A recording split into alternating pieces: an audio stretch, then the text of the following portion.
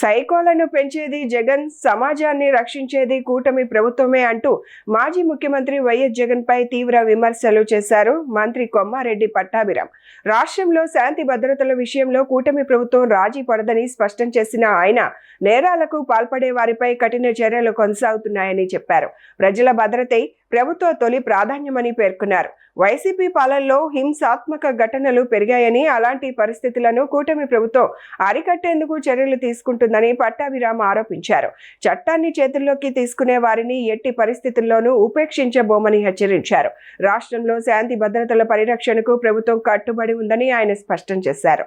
ఇవాళ సమాజంలో ఉగ్రవాదులుగా మారి అనేక రకాలుగా దేశం పైన, దేశ సార్వభౌమాధికారం పైన ఒక రకంగా దాడులు చేస్తున్నటువంటి వ్యక్తుల్ని, సమాజంలో కులాల మధ్య, మతాల మధ్య చిచ్చుపెట్టి విద్వేషాలు రెచ్చగొట్టే ప్రయత్నాలు చేస్తున్నటువంటి వ్యక్తుల్ని నిస్సిగ్గుగా వెనకేసుకొస్తున్నటువంటి పార్టీ ఈ రాష్ట్రంలో గొడ్డలి పార్టీ. నిజంగా జరుగుతున్నటువంటి పరిణామాలు చూస్తూ ఉంటే ఒక పక్కన ఆగ్రహంతో పాటు ఆవేదన కలుగుతూ ఉంది.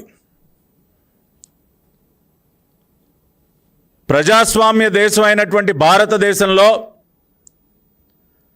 నాకు దేశభక్తి లేదు, దేశం అంటే గౌరవం లేదు అని బహిరంగంగా మాట్లాడుతూ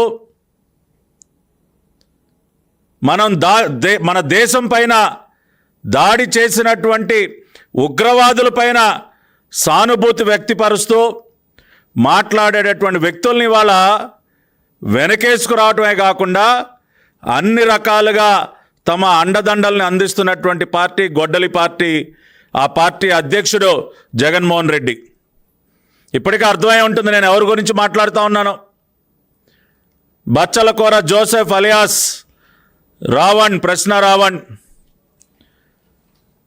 ఇతని యొక్క మాటలు, ఇతని యొక్క ప్రవర్తన గత కొద్ది రోజులుగా కొన్ని కోట్ల మంది చూసి వినడం జరిగింది. ఏ రకంగా హిందూ మతం పైన, హిందూ దేవుళ్ళ పైన అతను చేసినటువంటి అత్యంత అభ్యంతరకరమైనటువంటి మాటలు కొన్ని కోట్ల మంది మనోభావాల్ని గాయపరిచినటువంటి సందర్భం.